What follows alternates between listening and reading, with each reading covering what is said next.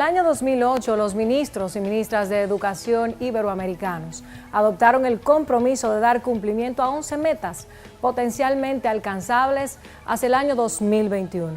La Organización de Estados Iberoamericanos asumió el compromiso de dar seguimiento a las metas definidas y aprobadas por la 20ª Cumbre Iberoamericana de Jefes de Estado y de Gobierno, celebrada en Mar del Plata en el año 2010, y a la vez presentar informes sobre esa iniciativa como parte de dicho mandato ministerial. Al tiempo que constituye una apuesta periódica a la transparencia en las informaciones sobre el estado real de los países y el seguimiento a sus iniciativas para incrementar la calidad de la educación y los niveles de equidad y acceso permanente en los sistemas educativos, este compromiso toma en consideración el contexto internacional y la responsabilidad global con los Objetivos de Desarrollo Sostenible aprobados por la Asamblea General de las Naciones Unidas en el año 2015, la denominada Agenda 2030 para el Desarrollo Sostenible. Recordamos que esta última es un programa ambicioso, deseable y universal que pretende erradicar la pobreza mediante el desarrollo sostenible para el año 2030. Las ambiciones en el ámbito de la educación de esta agenda se plasman en el objetivo cuarto, orientado a garantizar una educación inclusiva, equitativa y de calidad que promueva oportunidad de aprendizaje durante toda la vida y para todos. Siendo que en otras oportunidades hemos dedicado este espacio al análisis profundo sobre el sistema educativo dominicano, sus desafíos y las oportunidades que tenemos, con los testimonios de una representación inclusiva y amplia de las grandes mujeres que han sido ministras de Educación y ministras de Educación Superior, Ciencia y Tecnología o ambas a la vez en la República Dominicana, buscando las raíces históricas de los principales problemas que retrasan el desarrollo de nuestro sistema educativo y que en esa labor de investigación y análisis hubo de concluirse que este es un problema multifactorial cuyo abordaje complejo implicaría la visión más amplia posible. Esfera Global ha tenido la oportunidad de elevar el análisis del tema al ámbito iberoamericano para poder satisfacer las respuestas hasta ahora no concluyentes sobre el problema de la educación, tanto en nuestro país como a nivel iberoamericano, con el testimonio del secretario general para la Educación, la Ciencia y la Cultura, Mariano Jabonero, en Iberoamérica, y con algunas de las voces protagonistas del sistema educativo y de la gestión administrativa de los centros educativos, profesores y directores de centros de la República Dominicana. Hoy hablamos sobre la agenda educativa iberoamericana y demás actores del sistema. Yo soy Marjorie Félix, bienvenidos a Esfera Global. Vamos a poner este tema en contexto. La Organización de Estados Iberoamericanos para la Educación, la Ciencia y la Cultura es un organismo internacional de carácter gubernamental para la cooperación entre los países iberoamericanos en el campo de la educación, la ciencia, la tecnología y la cultura en el contexto del desarrollo, la democracia y la integración regional. El órgano habilitado para dar seguimiento a los resultados de las metas y los objetivos establecidos en las cumbres ministeriales, que son la expresión del interés de todos los estados iberoamericanos, es el Instituto de Evaluación IESME. En su origen, el instituto se estableció con el objetivo fundamental de dar seguimiento al conjunto de indicadores definidos en el marco de las metas aprobadas en las cumbres de jefes de Estado y de gobierno iberoamericanos. A lo largo de estos años, además del seguimiento a las metas, el Instituto de Evaluación se convirtió en una herramienta de cooperación técnica al servicio de los países, desarrollando e impulsando estrategias, proyectos e iniciativas en el ámbito de la evaluación e investigación educativa. La organización tiene un amplio alcance que se extiende hacia toda la comunidad de estados iberoamericanos. La Agenda Educativa Iberoamericana abarca 11 metas y objetivos específicos que son periódicamente evaluados para seguir el estado actualizado de la educación en la región. En el caso de la República Dominicana, desde el año 2011, la OEI ha ejecutado un conjunto de acciones de colaboración en conjunto con el Ministerio de Educación. Como resultado, se ha experimentado la mejora de los aprendizajes de los estudiantes del primer ciclo del nivel básico en 100 centros educativos públicos en la región este. En su intervención se inscriben en la política de apoyo a los aprendizajes de lectura, escritura y matemática en los primeros grados y abarca 17 regionales educativas de Monteplata, 5 de San Pedro de Macorís y 12 de Higüey, para un total de 18 distritos educativos.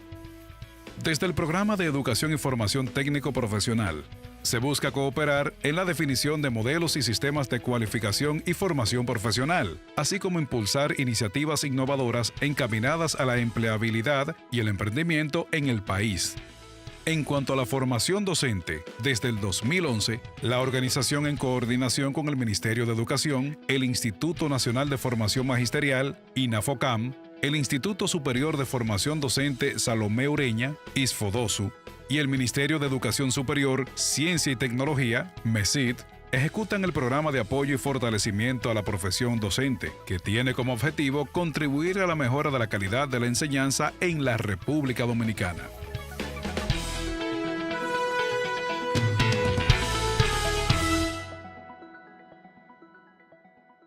Estamos tratando la agenda educativa iberoamericana y vamos a dedicar un tiempo especial en nuestro programa a conversar con otros actores del sistema, educadores y también directores de centros educativos de nuestro país. Iniciamos con la mirada global y revisaremos el 8º informe de la Organización de Estados Iberoamericanos sobre las metas educativas 2021, miradas sobre la educación en Iberoamérica. El programa Metas 2021 se concibió como una estrategia para conseguir el desarrollo educativo de Iberoamérica durante la década 2011-2021.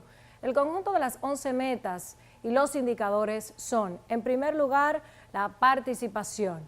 ¿A qué se refiere la participación? A elevar los niveles de participación de los diferentes sectores sociales y su coordinación en proyectos educativos, entre los que se cuentan las familias, universidades y organizaciones públicas y privadas. La segunda meta tiene que ver con acceso, garantizar acceso y permanencia de todos los niños en el sistema educativo mediante la puesta en marcha de programas de apoyo y desarrollo de las familias para favorecer la permanencia de sus hijos en la escuela, lo que incluye a las minorías étnicas, poblaciones originarias y afrodescendientes, alumnos de zonas marginales y rurales y también a algunos alumnos con necesidades educativas especiales. La tercera meta se refiere a la educación inicial. Hay que aumentar la oferta de educación inicial para niños de 0 a 6 años y potenciar el carácter educativo de esta etapa, garantizando a su vez la formación de docentes responsables en ella. La cuarta meta tiene que ver con educación primaria, básica y secundaria, asegurar la escolarización de todos los niños en la educación primaria y secundaria en condiciones satisfactorias, incrementar el número de jóvenes que a la vez finalizan la educación secundaria superior. La quinta meta tiene que ver con competencias, mejorar el nivel de adquisición de las competencias básicas y de los conocimientos fundamentales por parte de los alumnos. Luego la sexta tiene que ver con educación técnico-profesional y es una prioridad en el sistema iberoamericano mejorar y adaptar el diseño de la educación técnico-profesional de acuerdo con las demandas laborales para mejorar la inserción laboral en el sector formal de jóvenes egresados de estos niveles técnicos y lo hemos tratado en otras ocasiones en el programa. La séptima tiene que ver con la educación de jóvenes y adultos, garantizar su acceso en educación y educación continua a los jóvenes y personas adultas que tienen mayores desventajas y necesidades. Luego está la formación docente, mejorar la formación inicial del profesorado de primaria y de secundaria y al nivel general favorecer la formación de la carrera profesional docente. Se dedica también una meta a las redes universitarias, apoyarlas para que haya ofertas de posgrado, movilidad de estudiantes e investigadores y colaboración de investigadores iberoamericanos que trabajan fuera de la región, reforzar la investigación científica y tecnológica y la innovación en nuestros países. Luego, el tema de la inversión en educación, que es una constante, aumentar el esfuerzo económico de cada país para el logro de las metas educativas hacia el 2021, incrementar además la solidaridad internacional con los países que mantienen mayores dificultades. Y finalmente, la evaluación, fortalecer los sistemas de evaluación de cada uno de los países vinculados al proyecto de las metas educativas 2021. Estas metas envuelven los intereses de todos los países iberoamericanos. ¿Usted considera que la República Dominicana trabaja para acercarse al logro de los objetivos de desarrollo sostenible en materia educativa y trabaja hacia el logro de las metas educativas 2021 que hemos expuesto? Aporte a este tema con su opinión a través de las redes sociales y nosotros estaremos atentos a sus comentarios. Nos vemos después de la pausa.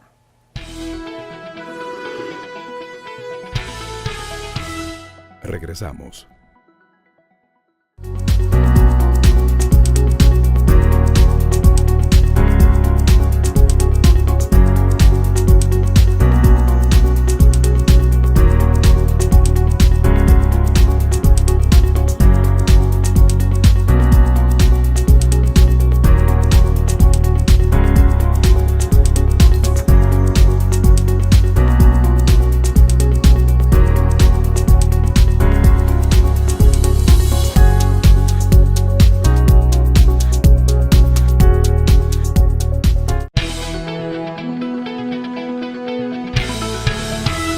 Continuamos. Retomamos el programa hoy en Esfera Global. Hablamos sobre agenda educativa iberoamericana y otros actores del sistema. Y en este bloque vamos a compartir la entrevista que pudimos lograr con el secretario general iberoamericano para la educación, la ciencia y la cultura, Mariano Jabonero, que durante el mes de marzo estuvo impartiendo una conferencia sobre cooperación educativa en la Fundación Global Democracia y Desarrollo. Nos concedió una entrevista especial en la que conversamos acerca del estado actual de la educación en nuestros países de Iberoamérica, acerca de la agenda educativa iberoamericana con las metas 2021 y otros temas interesantes. Veamos. Muchísimas gracias. Muchas gracias a ustedes. Es un honor para nosotros contar con su presencia. Muchas gracias.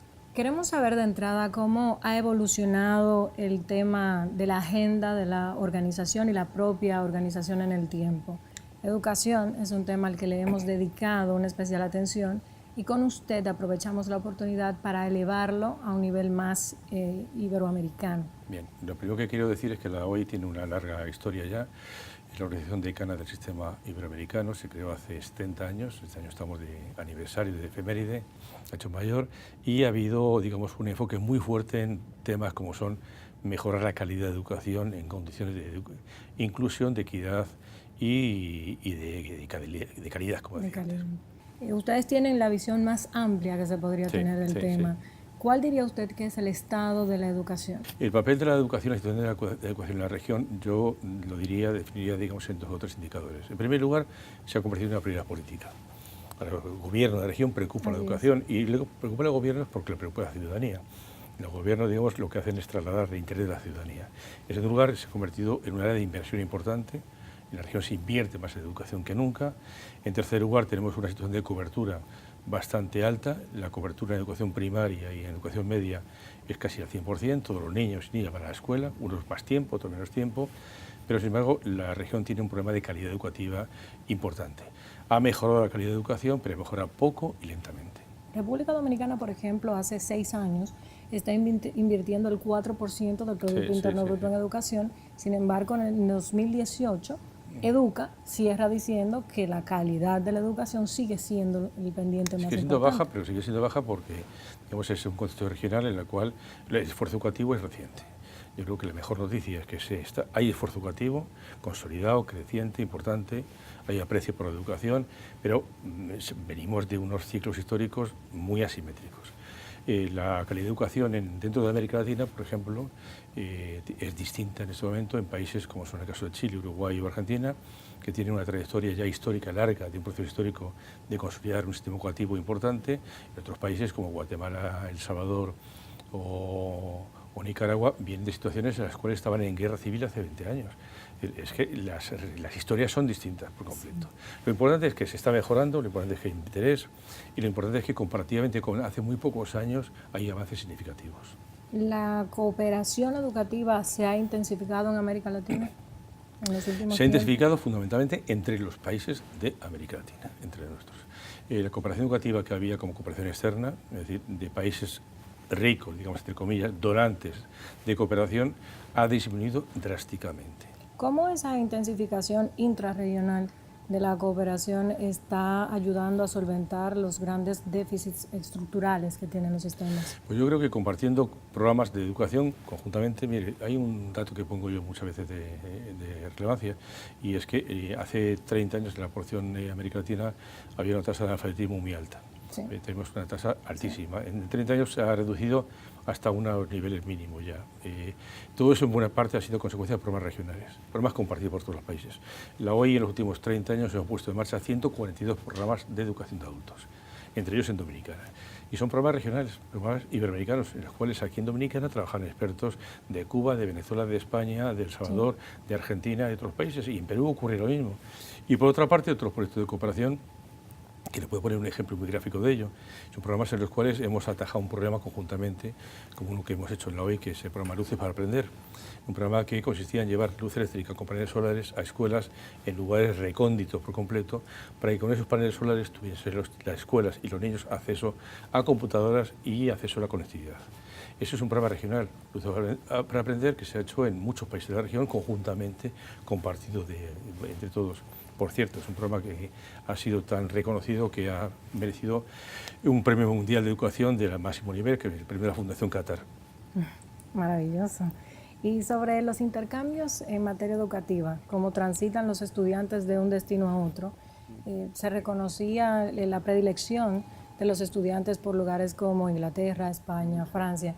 Creo, porque soy hija del sistema educativo español, que América Latina tendrá que reconocer la gran influencia de España, sí, como influenciadora y como también creo que un actor fundamental para mejorar la educación superior en nuestros países. Bueno, yo parto del principio de que España es Iberoamérica. Principio geográfico, político, histórico y lingüístico. O sea, somos España, Portugal, somos Iberoamérica. Somos una Iberoamérica que está a otro lado del río, pero nada más. Un río que no es un abismo, es un puente que nos une nada más. Entonces somos parte de eso. Y lo que sí es cierto es que las universidades españolas de hace 5 siglos han tenido presencia en la región. Es decir, incluso las propias universidades que se crean en América se crean, digamos, como con los estatutos las mismas que las universidades españolas. La Universidad de Santo Domingo, la primera de América, se fundó con los estatutos de la Universidad de Alcalá de Henares. Digamos, con lo cual ha habido una conexión muy fácil, muy rápida. Por otra parte, creo que lo importante en este momento es compartir los estudios de educación superior y las investigaciones entre universidades de la región. Ya sé de Santo Domingo, de la República Dominicana con España, con Portugal, con México, con Colombia o con Chile o Argentina. Tenemos en la región excelentes universidades, muy buenas universidades. Quizá en algún país han surgido otro tipo de instituciones que son, digamos, menos reconocidas, sí, pero tenemos universidades en la región que están al nivel, según por departamentos, a nivel de cualquier universidad de cualquier país del mundo. Ahora vamos a ir a una breve pausa. Cuando retornemos vamos a continuar desarrollando el tema de las universidades y la calidad de la enseñanza superior en Iberoamérica. Continuamos con el programa.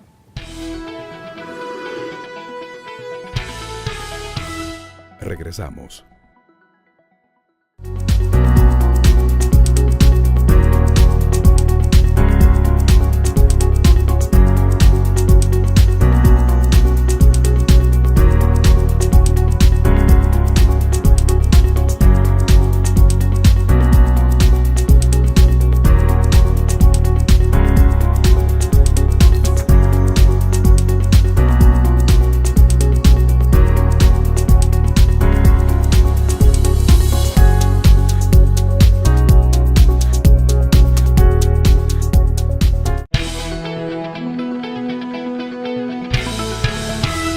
Continuamos.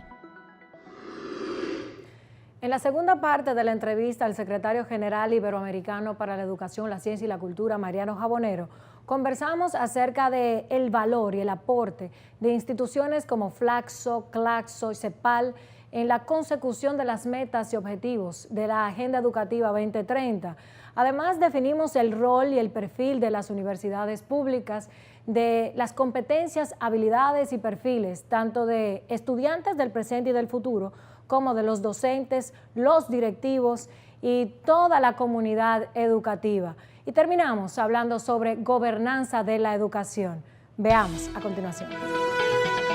Uno siente que Hay un juicio bastante riguroso a las universidades iberoamericanas, o más bien hay que apartar un poco las universidades españolas, pero en América Latina como tal, porque no califican en las evaluaciones internacionales o no están en los rankings ocupando buenas posiciones.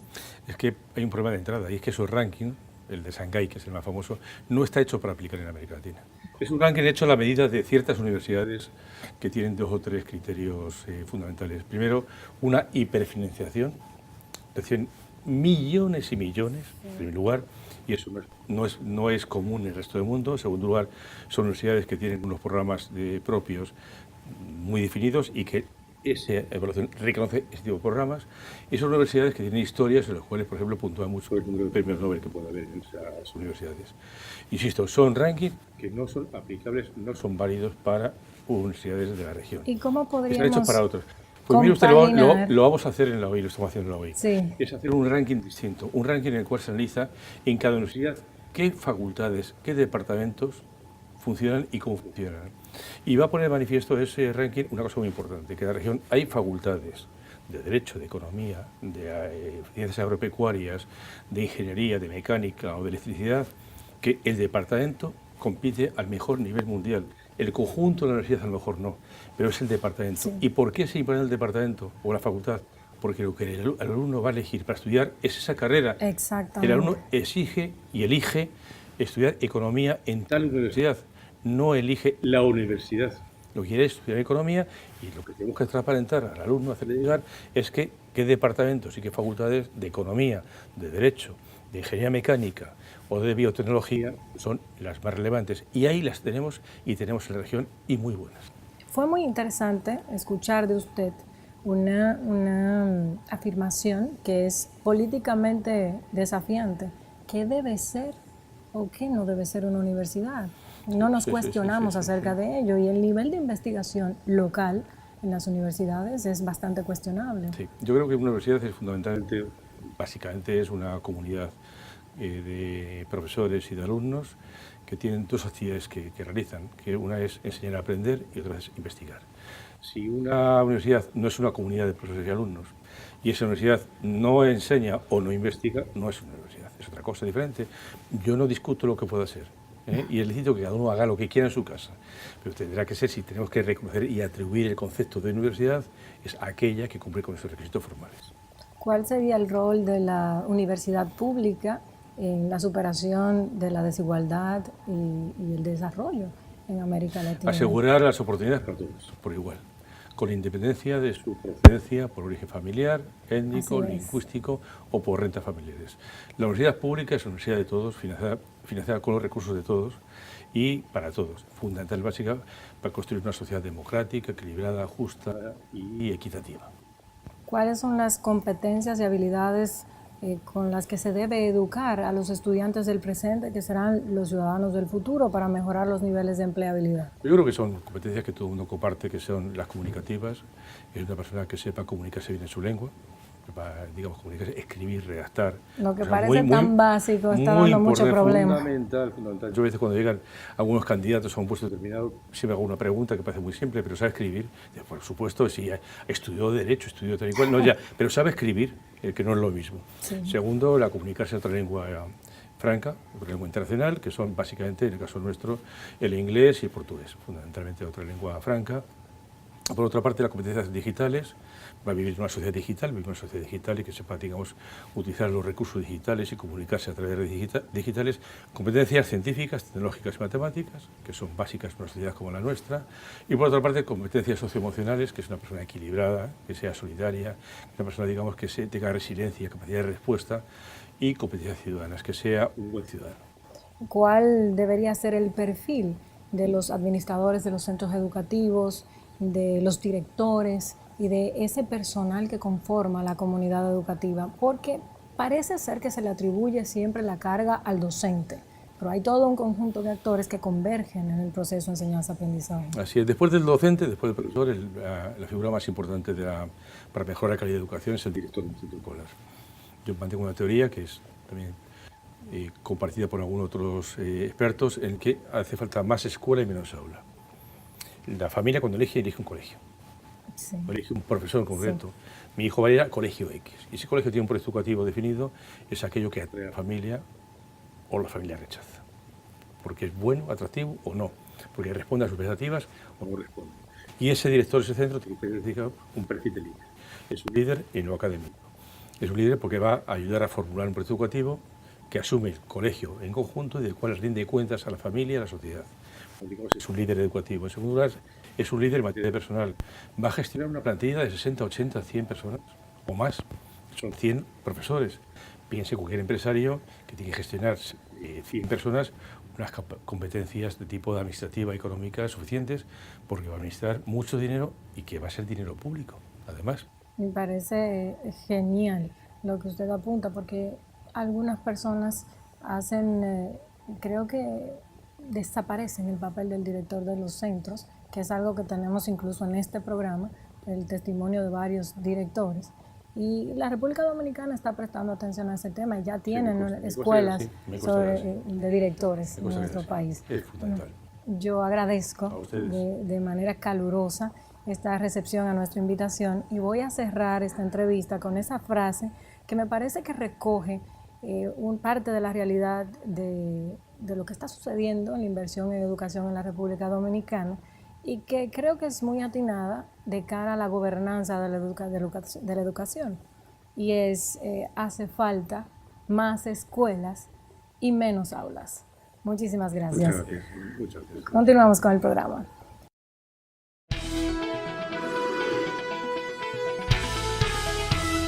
Regresamos.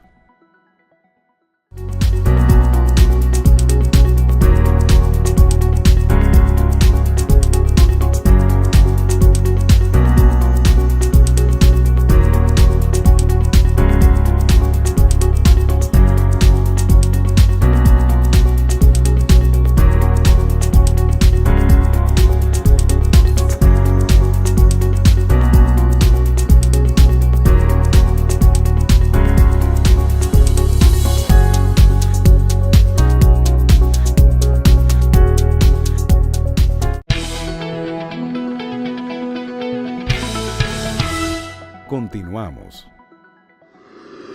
En toda institución educativa existen los protagonistas profesionales.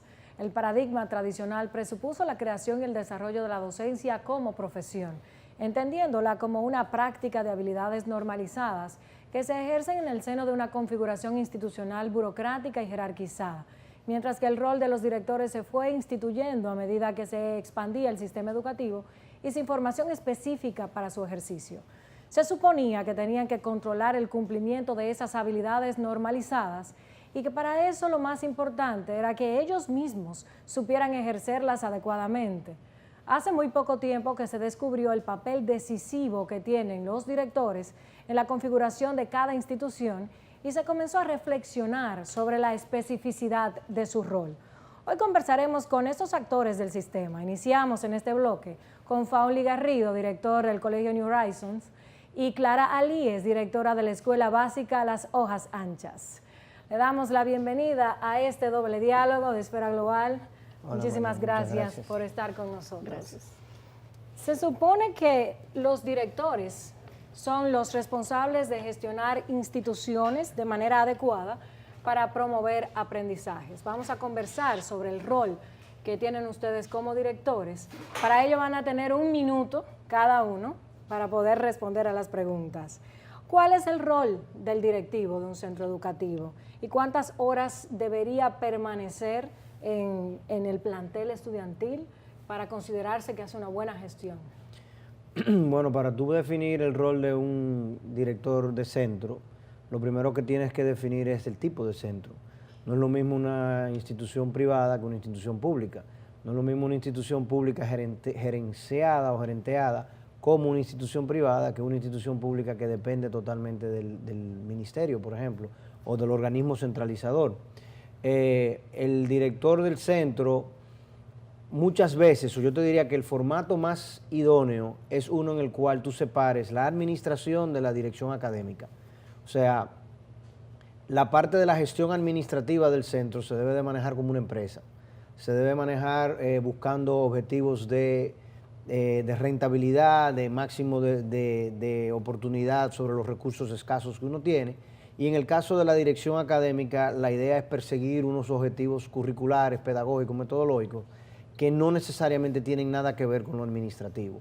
Ciertamente al final tú tienes una sinergia y un esfuerzo mancomunado, pero los gestores deben de ser distintos. Muchas veces la ineficiencia ocurre cuando tú tienes una persona que toma las decisiones sobre ambos roles. Y obviamente, como te dije anteriormente, aquellas instituciones que por la naturaleza o la forma como se manejan no pueden perseguir objetivos de maximizar el uso y la productividad de esos recursos, pues son instituciones que al final van a ser ineficientes. ¿Usted, doña Claris? Gracias. Un gestor en el plano público antes tenía toda su base y todo su accionar en cuanto al administrativo. Cuando se descubrió que hacía falta también que incursionara en lo pedagógico, bueno, pues nosotros tenemos doble funciones. Estamos atentos a lo administrativo y también a lo pedagógico, porque si el gestor del centro educativo no está pendiente del formato, lo que hacen los docentes, cómo se va desarrollando esa parte, bueno, pues hay mucha debilidad. Y nosotros en nuestro centro educativo hemos visto también como la función como una empresa, que usted tiene un material que son los estudiantes, a los cuales hay que maximizarle su calidad para que cuando ellos terminen su ciclo dentro del nivel educativo, bueno, pues sean competentes para insertarse en el nivel siguiente. Y nosotros allá hemos trabajado básicamente en esa parte de maximizar y optimizar la calidad de la educación. Muy interesante, doña Clara, porque algunos autores señalan de hecho que durante largo tiempo algunos directores mostraban un desapego a lo cognitivo y eso tronchaba un poco la función de la estimulación de los aprendizajes en los centros educativos. ¿Cuál es la diferencia entre un director de centro público y de un centro privado, ya que lo introdujiste? La diferencia es abismal porque el director del centro privado se supone que tiene que, primero, mira, la función pública y la privada radican la diferencia de la manera más sencilla, para yo explicarte es de la siguiente forma. El Estado, por ejemplo, cuando va a hacer su ley general de presupuesto de ingresos y gastos, ningún ministro está asumiendo ni preocupado de dónde van a salir los recursos, sino cómo lo vamos a gastar. O sea, cuántos recursos vamos a gastar. El ministro de Educación, cuando hace el presupuesto para el año siguiente, lo que dice es, yo necesito gastar tanto. Y en base a eso que voy a gastar, se lo presento a la Oficina Nacional de Planificación, en este caso de presupuesto, y ellos son los encargados de buscar los recursos. En el caso de la empresa privada, es totalmente lo contrario. Tú tienes que primero decir con qué yo cuento y luego tú dices qué voy a gastar. Planificar. Entonces ya eso te cambia totalmente el enfoque. Y ese enfoque hace que tú seas infinitamente más competitivo. Y si eres más competitivo, vas a ser más eficiente. En las escuelas públicas, ellos reciben los alumnos y a partir de esos alumnos que reciben, empiezan a dar un servicio. Pero ese servicio ya estaba totalmente definido porque ellos tenían un número de aulas, unos espacios allí. Y casi siempre, por lo general, por ejemplo, en el caso de República Dominicana, hay una sobreoferta, hay una escasez de aulas para la demanda natural que se tiene. Doña Clara, sobre la misma pregunta.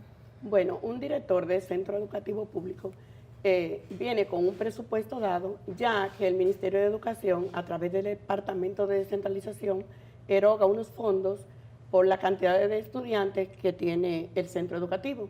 Y de antemano ya, aunque no llegan con la frecuencia que deberían, un centro educativo cuenta con esos recursos para desarrollar todo lo concerniente a materiales didácticos,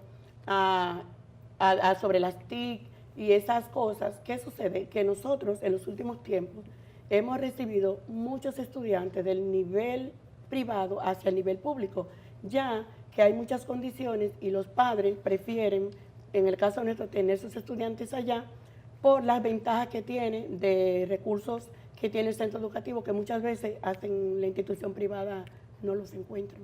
Básicamente la diferencia es en cómo reciben las partidas presupuestarias y cómo las ejecutan. No, imposible.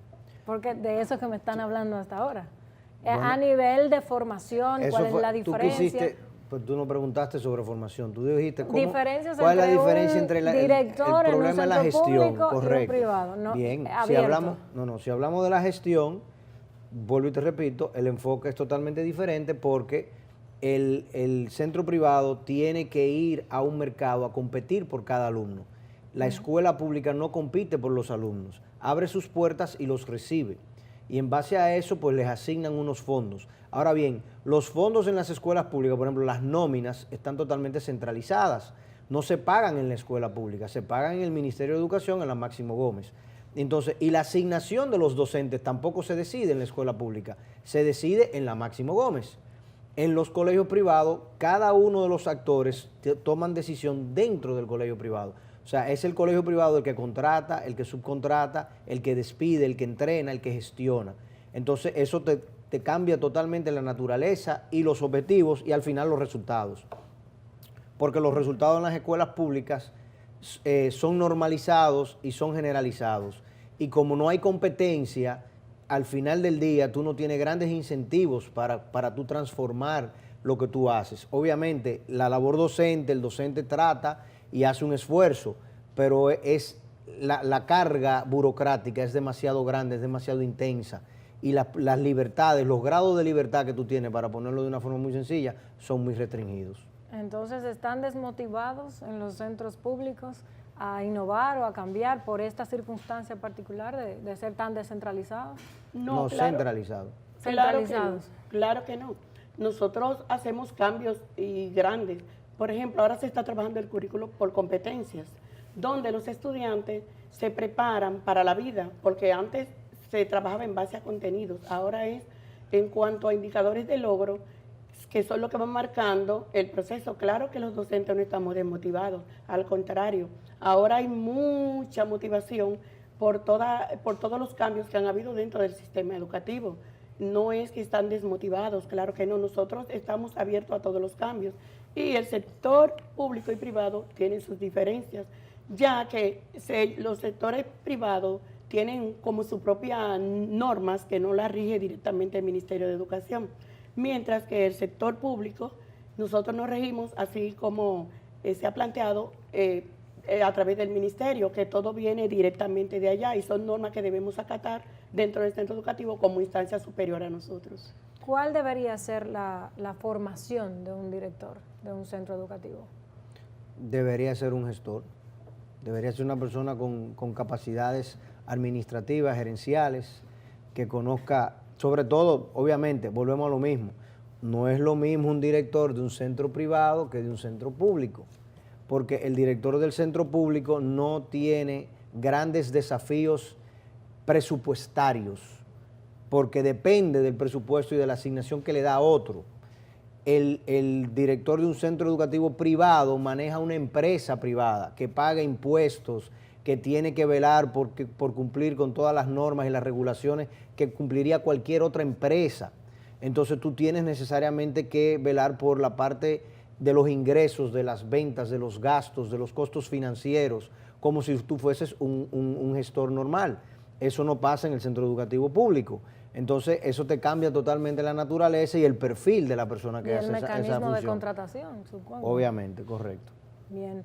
¿Por qué centros educativos que atienden a personas del mismo origen socioeconómico, me refiero al ámbito público, y que tienen la misma provisión de referencias e incluso tienen insumos materiales similares, funcionan de manera diferente? ¿Hay unos mejores que otros? Bueno, eso yo diría que básicamente a la posición del gestor del centro educativo, ya que cada maestro tiene su librito y tú le puedes dar unos ingredientes a una persona y depende de cómo haga la preparación. En el caso de nuestro centro educativo directamente, nosotros gozamos de una alta estima dentro de la comunidad. Y cuando tú ves que un médico trabaja en un hospital pero lleva a su hijo a la clínica, Cuando tú ves que un docente trabaja en un centro público y lleva a su hijo al colegio, hay problemas. Pero tenemos la ventaja dentro de nuestro centro educativo, que yo como directora, mis 2 hijas han estudiado allá. En este momento hay 5 maestras y todos sus hijos estudian allá. Entonces, eso te da una muestra de que en el sector público, como tú has dicho, no todos los centros funcionan igual. A lo mejor es la poca gerencia o algunas limitaciones, pero nosotros nos gastamos que podemos presentar eso como una carta de presentación muy buena, porque cuando tú ves que el docente tiene su hijo ahí, tú dices, oh, pues yo voy a tener el mío también. Los niveles de control no son los mismos, ya me vas a decir cuando te lo pregunte, pero prefiero entonces irme a la materia de qué cosas funcionan en el sector privado que no funcionan en el público. La competencia. Ahí radica todo. La competencia, o sea, el espíritu de innovar, el espíritu de ser productivo, viene dado porque tú tienes la necesidad de atender cliente a cliente, niño a niño, profesor a profesor, padre a padre. Porque si lo pierdes, pierdes ingresos, pierdes reputación, pierdes nombre y renombre. Entonces, en los centros educativos privados, hasta los eventos deportivos, culturales, todos tienen una competencia detrás de ella. Y el esfuerzo es más particular. Obviamente, en República Dominicana, por la ausencia de financiamiento y por la mala ejecución y pobre ejecución del sector público, la educación privada se arraigó en todos los sectores, hasta en los estratos más bajos. Y obviamente, en la medida en que ha habido un aumento en la inversión pública, pues eso ha ido reduciéndose. Y eso te va a transformar y te va a modificar la naturaleza de muchos de los centros. Es difícil y no se puede valorar ni las escuelas públicas todas con un mismo termómetro, ni tampoco los colegios privados. ¿Cómo se gestiona la seguridad en los centros educativos?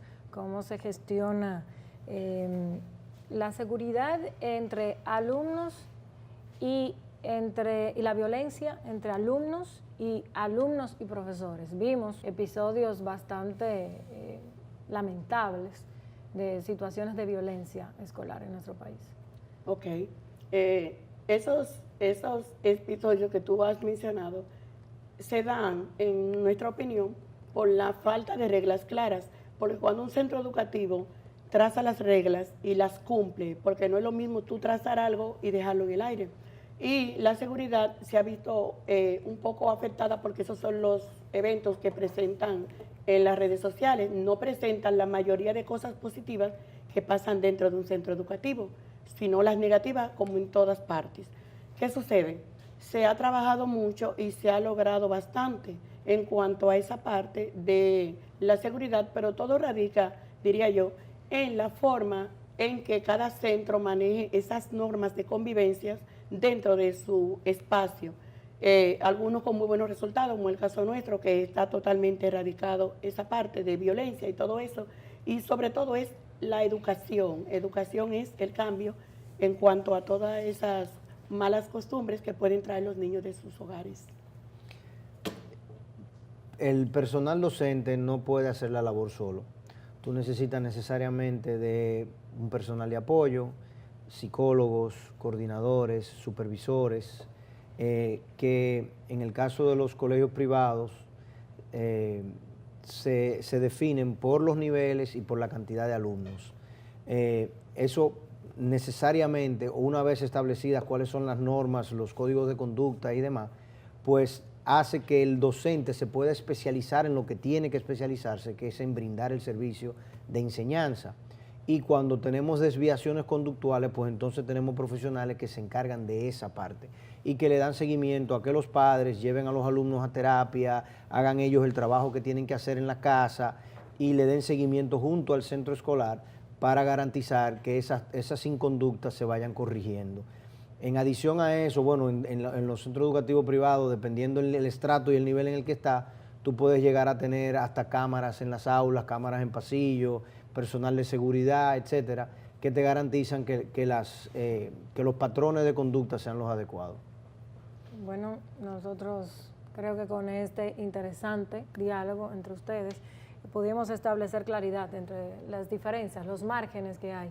Agradezco a Faunly Garrido, director de Big Horizon, y a Clara Líes, directora de la Escuela Básica Las Hojas Anchas. Vamos a la pausa.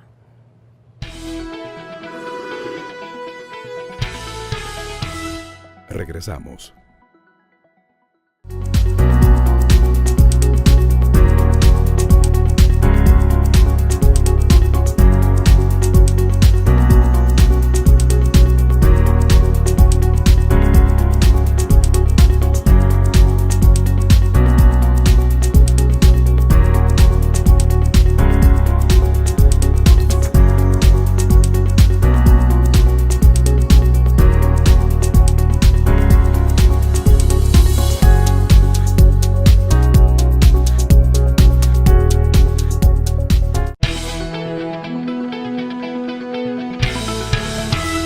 Continuamos.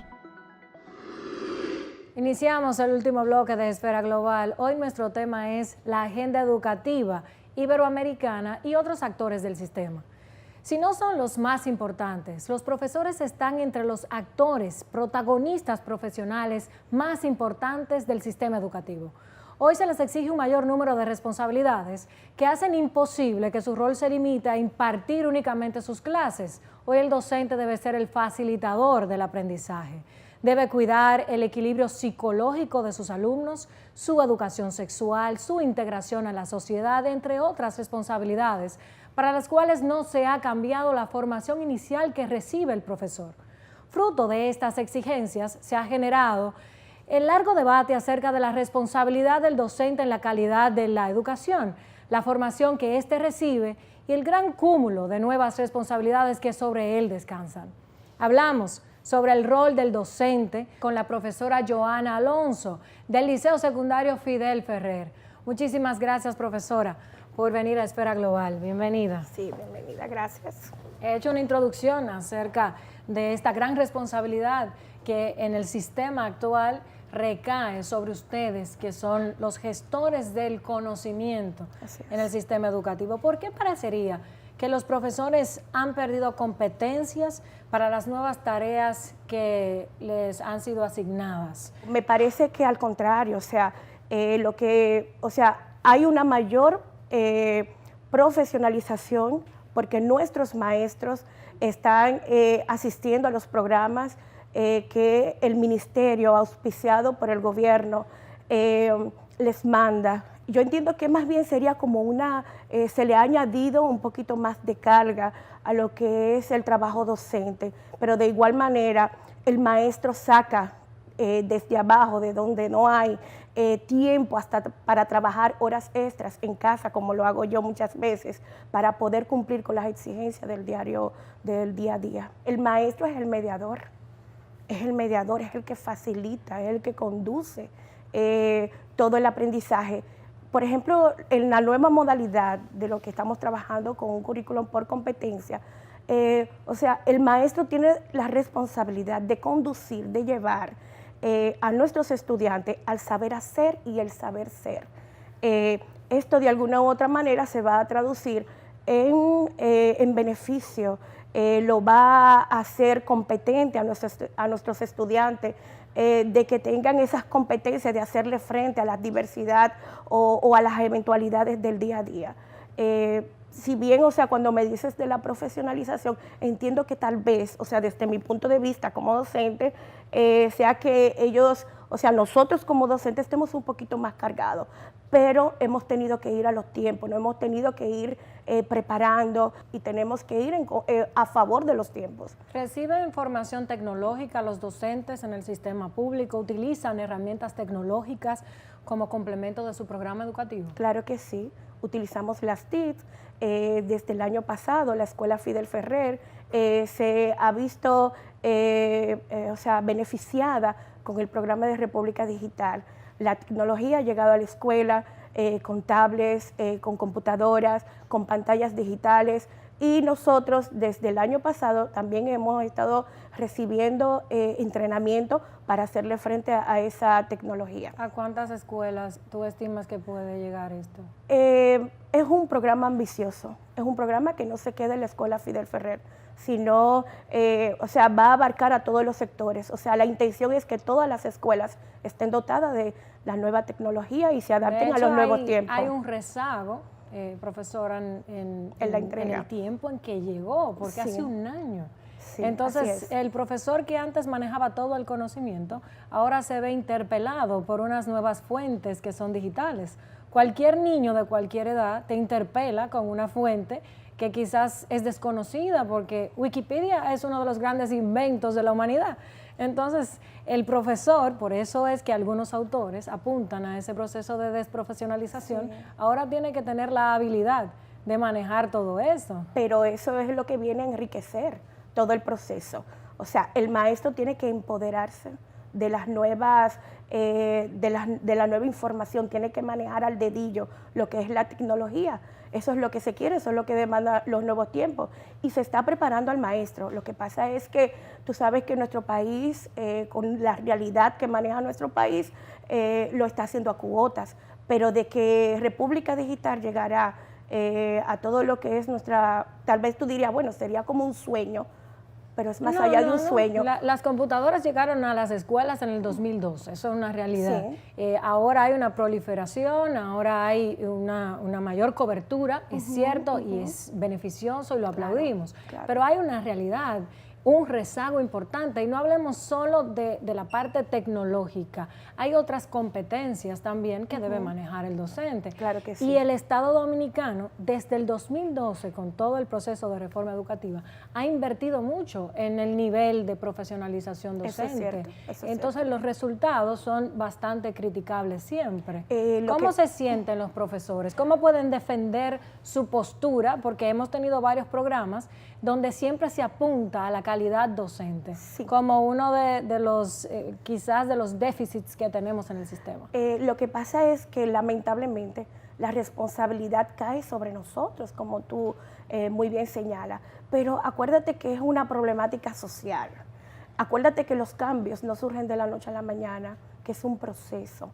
Los procesos muchas veces no se ven, al final es que se ven los resultados. Y me parece que el sistema educativo hacia ese norte es que apunta.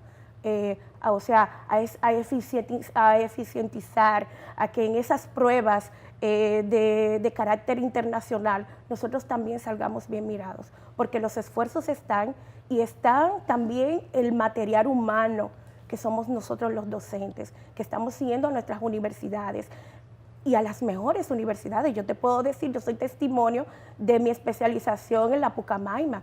Yo salí egresada con 3.9 de índice y gocé de ese beneficio que me propuso el INAFOCAN y el ministerio. Entonces, yo estoy tratando de poner en práctica todos esos saberes en beneficio de mis chicos. Profesora, hace 50, 100 años los profesores tenían muy claro lo que la sociedad esperaba de ellos. Sí. Ahora se tiene claro, usted como docente, el resto de sus compañeros, el cuerpo docente en la actualidad, ¿tiene claro lo que la sociedad está esperando de ellos? Claro que sí.